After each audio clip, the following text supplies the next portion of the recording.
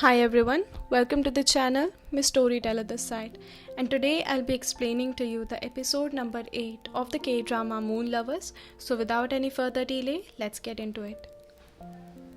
Episode start होता है और हम देख पाते हैं प्रिंस सो को जो हेसो से कहते हैं कि उनकी तरफ वो उस नज़र से ना देखे, उन्हें उससे नफरत है। वो कहते हैं कि उसकी आंखों में उसे उनके लिए दया दिखाई देती है और उन्हें उसकी दया की कोई ज़रूरत नहीं। सो उसे वार्न करते हैं कि आइंदा से वो उनके सामने ना आए, वरना उन्हें पता नहीं कि वो उसके साथ क्या करेंगे। रात को प्रिंस बेका सो से माफ़ी मांगने आते हैं, ये कहकर कि वो जो कुछ हुआ उसे रोक नहीं पाए और क्या सो उनसे नाराज़ है। सो कहते हैं कि फीलिंग्स बड़ी कॉम्प्लिकेटेड होती है, कोई उनकी तरफ देखता है तो उन्हें बुरा लगता है और कोई ना देखे तो भी। पर सो चाहते थे कि अगली बार से बेका उनकी तरफ देखे, उनकी तरफ देखने से मुंह ना फेरे। बेका फिर समझाने की कोशिश कर रहे थे कि हेसो को प्रिंस यो ने मैनिपुलेट किया था, इस वजह से वो ऐसा बोली, पर प्रिंस सो कुछ सुनने के लिए तैयार ही नहीं थे। नेक्स्ट सीन में क्वीन दामिवॉन और बाकी सारे प्रिंसेस चाय के लिए बैठे हुए थे। हेसू ने सारे प्रिंसेस की फेवरेट चाय बनाई थी, हर एक के हिसाब से हर एक को अलग अलग, और सब लोग उसे थैंक्स कहते हैं। पर जब वो प्रिंस सो को चाय देती है तो वो उसे लेने से मना करते हैं, ये कहते हुए कि गोरियों में अभी ड्रॉट पड़ा हुआ है तो वो चाय पीने के बारे में सोच भी कैसे सकते हैं। हेसो नाराज़ हो जाती है। हमें पता चलता है कि हेसो ने प्रिंस बेका को सबकी फेवरेट ड्रिंक्स पता करने के लिए कहा था। फिर वो उनसे पूछती है कि क्या उन्होंने सो की चॉइस के बारे में उसे सही सही बताया था। बेका कहते हैं हाँ। हेसो कहती है कि फिर क्यों सो वो चाय पीने के लिए तैयार नहीं थे। तभी वहाँ कुछ कोर्ट लेडीज आकर उन दोनों को साथ में देख लेती हैं।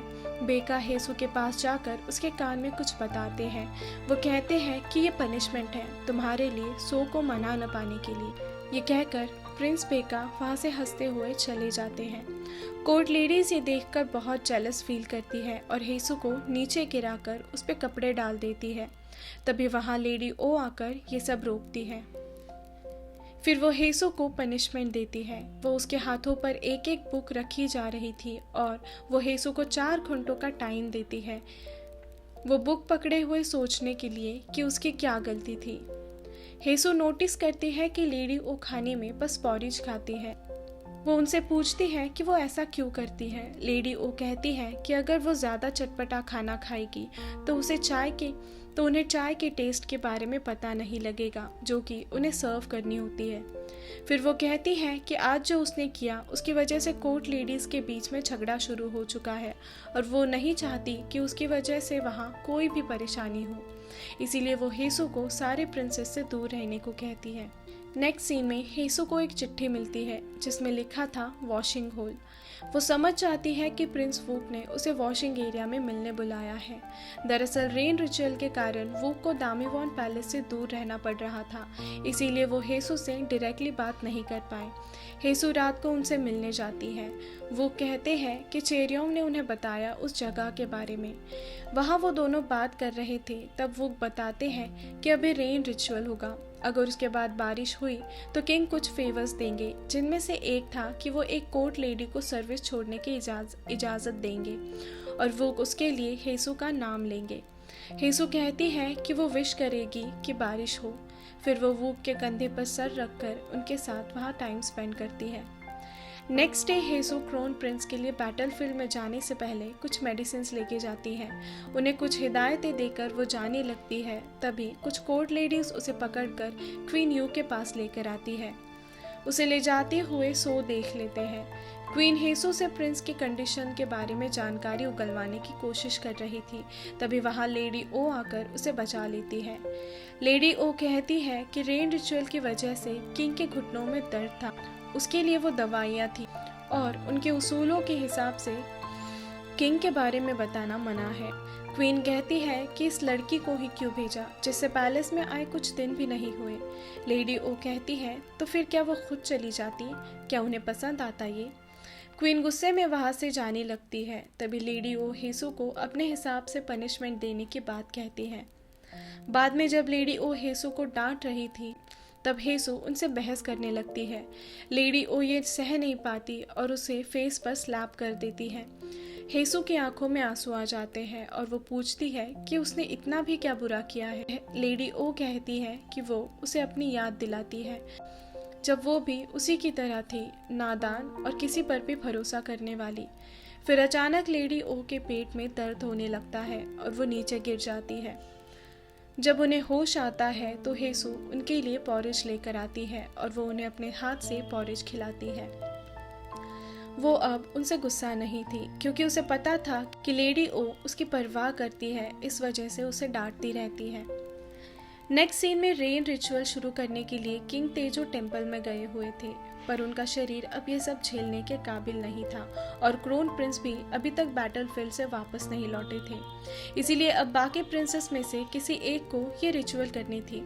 इसके लिए सारे प्रिंसेस अपना नाम एक वुडन स्टिक पर लिखकर एक मटके में डालते हैं और किंग को उसमें से एक नाम निकालना था। जब किंग वो स्टिक पर लिखा नाम अनाउंस करते हैं तो सभी चौंक जाते हैं। उस पर प्रिंस सो का नाम लिखा हुआ था। सो को अब ये रिचुअल परफॉर्म करना था। रिचुअल के लिए सारे लोग एक जगह जमा होते हैं। सभी ने सफ़ेद रंग के कपड़े पहने हुए थे। सो एक पैलेंकीन में बैठे हुए थे और सारे लोग रास्ते के दोनों तरफ खड़े होकर प्रे कर रहे थे। जैसे ही सो पैलेंकीन से उतरकर रिचुअल का मटका लेकर चलने लगते हैं, वैसे लोगों में बातें बनने लगती हैं। लोग सो को मॉन्स्टर कहकर उन पर पत्थर और मिट्टी फेंकने लगते हैं। ये सब सहकर सो रिचुअल वाली जगह जैसे ही पहुंचते हैं, उनकी हालत देखकर सभी लोग हैरान थे। उनके पूरे चेहरे पर कीचड़ लगा हुआ था। कुछ उनके लिए परेशान थे तो कुछ उनकी हालत देखकर खुश हो रहे थे। सो एम्बैरेस्ड होकर वहां से चले जाते हैं। क्वीन यू बहुत खुश थी कि अब सो ये रिचुअल नहीं कर पाएंगे और उनकी जगह प्रिंस यू को ये रिचुअल पूरी करने का मौका मिलेगा, क्योंकि वो क्रोन प्रिंस और सो के बाद सबसे बड़े थे। वो यो को बताती है कि आखिर क्या सोचकर जीमोंग और किंग ने सो को चुना होगा। यो को पता चलता है कि सो का नाम आना जीमोंग और किंग का प्लान था। तो हेसु सो को समझाने गोंगजी के उसी तालाब के पास जाती है जहां उसे सो लेकर आए थे। वो उन्हें समझाने की बहुत कोशिश करती है पर वो नहीं मानते। नेक्स्ट सीन में हेसु रात को अलग अलग पाउडर मिलाकर कुछ बनाने की कोशिश कर रही थी। सुबह जीमोंग सो को रिचुअल परफॉर्म करने के लिए मना रहे थे, पर सो मना कर देते हैं। वो अब और लोगों के बीच ताने नहीं सुन सकते थे। उनके बीच बहस हो जाती है और जीमोंग उन्हें फिर सोचने को कहकर वहां से चले जाते हैं। कुछ देर बाद हेसु वहां आकर सो को उसके साथ चलने को कहती है। हेसु कहती है कि वो उनका वो मास्क उनके चेहरे से हटा सकती है। सो उसे देखते रह जाते हैं। नेक्स्ट सीन में हेसु सो का मास्क निकालकर उनके चेहरे को निहार रही थी। फिर वो उनके बाल हटाकर उनके घाव को अपने हाथों से महसूस करती है। सो उसका हाथ पकड़कर कहते हैं कि क्या उसे उनका अगली चेहरा देखकर उन पर दया आ रही है। हेसु कहती है कि वो उस इंसान पर कैसे दया करे जो हर वक्त उसे जान से मारने की धमकी देता हो। वो कहती है कि चाहे उनके चेहरे पर दाग हो या ना हो, चाहे लोग उनके बारे में कुछ भी सोचे, ये बात कि वो एक अच्छे इंसान है उसके लिए ज़्यादा मायने रखती है। सो पूछते हैं कि क्या वो उस पर ट्रस्ट कर सकते हैं। हेसु कहती है कि पास्ट में वो भी सब पर विश्वास कर लेती थी और हमेशा उसे धोखा मिलता था, और तब से पता चला कि लोगों पर यकीन करना बहुत मुश्किल है। इसीलिए उसने डिसाइड किया कि वो कभी नहीं बदलेगी, और अगर सो उन पर विश्वास करेंगे तो वो पहले नहीं बदलेगी। वो उन्हें प्रॉमिस करती है। सो कहते हैं कि वो जो चाहे कर सकती है, अब वो उसके हैं। इधर सो के हाजिर ना होने पर प्रिंस यो को रिचुअल के लिए चुना जाता है। हेसु सो का दाग छुपाने में कामयाब हो जाती है। अपना चेहरा देखकर सो हेसु को कस के पकड़ लेते हैं और कहते हैं कि उन्होंने डिसाइड कर लिया है कि वो उसे अपने लोगों में से एक बना कर रहेंगे। वहाँ वो हेसु के बहुत करीब चले जाते हैं, पर फिर वहाँ से चले जाते हैं। हेसु पूरी सहम चुकी थी जो भी सो ने कहा और किया उसकी वजह से। नेक्स्ट सीन में जैसे ही यो पैलेंकिन में बैठते, वहाँ सो आकर अपनी जगह ले लेते हैं। प्रिंस यो से सो का मास्क गिर जाता है और उनके चेहरे को देखकर यो दंग रह जाते हैं। और सो को बस देखते ही रह जाते हैं। और अब जब सो के चेहरे पर दाग नहीं था तो लोग उन्हें मॉन्स्टर नहीं कह रहे थे, बल्कि वो उनके सामने झुककर प्रे कर रहे थे। सो ये सब देखकर मन ही मन खुश थे।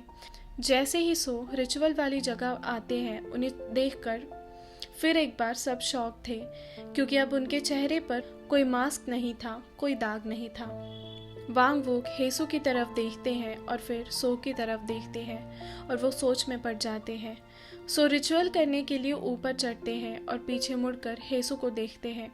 उनकी तरफ देखकर हेसू को अजीब फ्लैशबैक्स आने लगते हैं, जिसमें सो पीछे मुड़कर एक इविल स्माइल दे रहे थे।